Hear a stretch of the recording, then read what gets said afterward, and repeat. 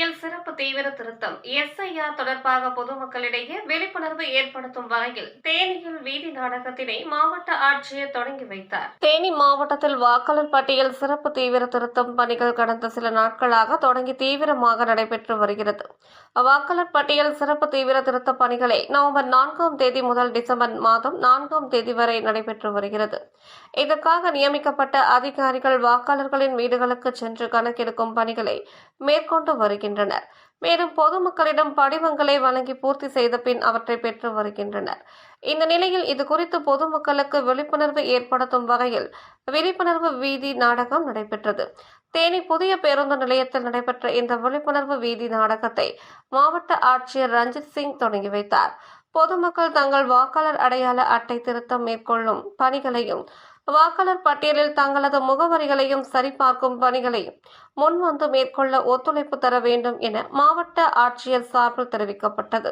வாக்காளர் பட்டியல் சிறப்பு தீவிர திருத்தம் தொடர்பாக நடைபெற்ற விழிப்புணர்வு வீதி நாடகத்தினை பொதுமக்கள் கண்டு சென்றனர். இதில் மாவட்ட துறை சார்ந்த அலுவலர்கள் கலந்து கொண்டனர். பொதுமக்களிடையே விழிப்புணர்வை ஏற்படுத்துவதற்காக நமது மதிப்பிற்கும் மரியாதைக்குரிய மாவட்ட தேர்தல் அலுவலர் மற்றும் மாவட்ட ஆட்சித்தலைவர் அவர்கள் சிறப்பாக இந்த நிகழ்ச்சிக்கு வருகை தந்துள்ளார்கள். அவர்களை வருக மற்றும் வரவேற்கிறேன். மற்றும் மதிப்புக்குரிய நகராட்சி ஆணையர் மற்றும் வட்டாட்சியர் உள்ளிட்ட அரசு அலுவலர்கள் பொதுமக்கள் அனைவரையும் வருக என வரவேற்கிறேன். தற்போது இந்த கலை நிகழ்ச்சியில் தன்னார்வமா முன்னால வரணும். எதுக்காக வர சொல்றோம்? இந்த இந்திய நாட்டின் பிரதிநிதியாக பிறந்துட்டோம். நம்மளுக்கு வாக்காளர் அட்டை மிக என்ன முக்கியம் தானே? எதுக்கு வந்திருக்கீங்க, ஏன் வந்திருக்கீங்கன்னு நல்லா தெளிவா சொல்லுங்க. ஏன்னா மக்களை புரியணும்ல. ஆமா சொல்லிட்டு இருக்கோம். மக்கள்கிட்ட என்ன சொல்லிட்டு இருக்கோம்? என்ன நடக்குது? இந்திய தேர்தல் ஆணையம் மற்றும் தேனி மாவட்டம் நம்முடைய மாவட்ட தேர்தல் அலுவலர் மற்றும் மாவட்ட ஆட்சித்தலைவர் என்ன சொல்லியிருக்காருன்னா, ஒவ்வொரு 18 வயது நிறந்தவர்களும் தன்னார்வமா வந்து உங்களுடைய வாக்காளர் அடையாள அட்டையை கொண்டு வந்து சிறப்பு தீவிர திருத்தம் பண்ணிக்கிங்க.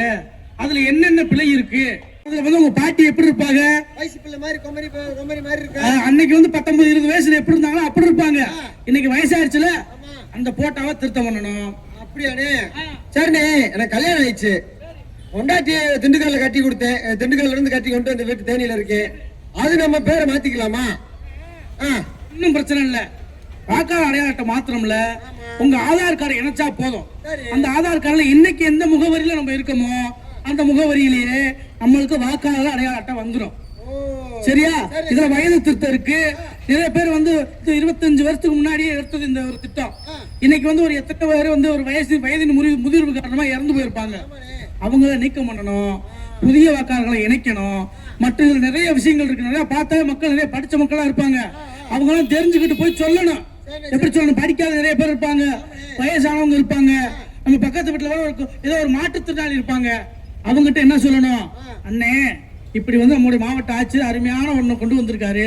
நம்ம இந்திய தேர்தல் ஆணையம் வாக்காளர் பட்டியல் சிறப்பு தீவிர திட்டம் கொண்டு வந்திருக்கு. பரவாயில்ல, நல்ல திட்டமா இருக்கு. ஏன்னா திட்டத்தை கலெக்டர் ஆபீஸுக்கு போகணுமா, தாலுகா ஆபீஸுக்கு போகணுமா, இல்ல இசிஐ மையத்துக்கு போகணுமா? நம்ம இதுக்கெல்லாம் போகணும்ல. பஸ்ஸுக்கு எல்லாம்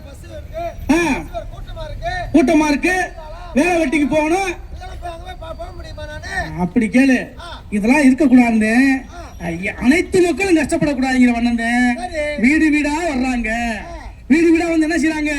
எத்தனை வாக்காளர் இங்க இருக்காங்க, எத்தனை பேர் வந்து இதுல பயன்பட்டு இருக்காங்க, எத்தனை பேர் முந்திய ஓட்டரா இருக்காங்க அப்படிங்கிறத தெரிஞ்சுக்கிட்ட போறோம். வீடு வீடா வர்றாங்களா? ஆமாண்ணே. அண்ணே, நீங்க வந்து கவலைப்பட தேவையில்ல. இப்ப நீங்க வந்து ஒரு தொழில் சார்ந்து போயிருக்கலாம். உங்களுக்கு வந்து ஒரு நம்பர் ஒண்ணு கொடுக்குறோம். 19 ஒரு உதவி என்ன